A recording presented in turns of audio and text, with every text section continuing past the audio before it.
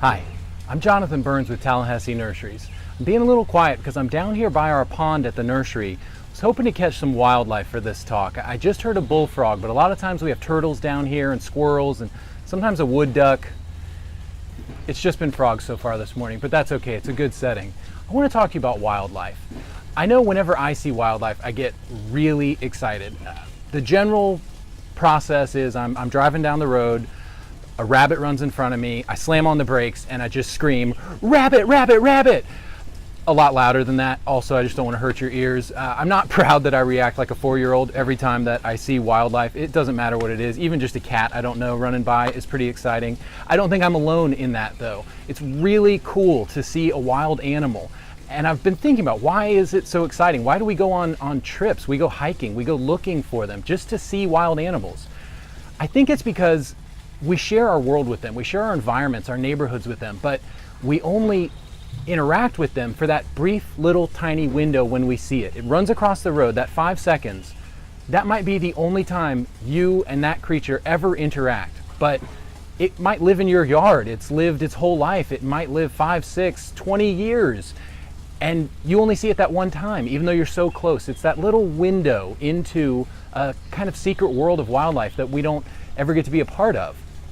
I think a cool way to interact with wildlife in a very real way is through gardening.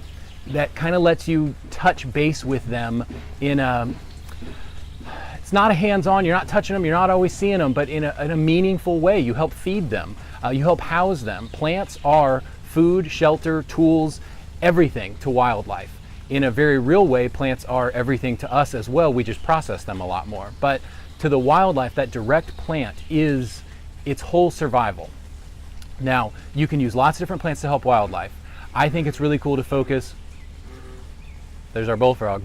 I think it's really cool to focus on trees, at least when you start. Trees are the biggest part of a landscape. Physically, they take up the most room, so they have the potential to have the most impact on your landscape.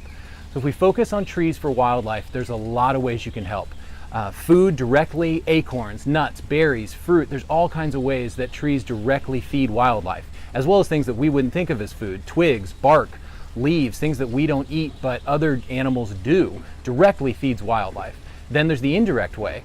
Anything that you feed is at some point food for something else as well. So these trees provide food directly, indirectly. They also provide habitat. A lot of animals live in trees, either in living trees, in the branches, in cavities. Bats and some birds live in the Spanish moss that hangs from our local trees. The second life of a tree is also very important for habitat. Rotting branches, rotting trunks, big logs on the ground, underneath them, in between them, and all these cracks and crevices. That's home for all kinds of animals, insects, amphibians, snakes, all sorts of things that themselves are interesting wildlife and are part of the food web to feed the larger things that we see, like foxes, raccoons, possums, all sorts of things that are omnivores or predators eat these little guys that live in and on decaying wood. So there's all kinds of ways that trees help wildlife. There's a lot of trees that have specific benefits. Oak trees support over 500 species of insects in Florida. That's hard to imagine, but all these different bugs that use the leaves and the nuts and all different parts of it as larval food. Well, every one of those bugs gets eaten by a bird, or eaten by a lizard or a snake or a frog. You know, it starts this huge food web. Many other groups, maples are responsible for hundreds of insects that feed on them. A single tree can support a lot of wildlife.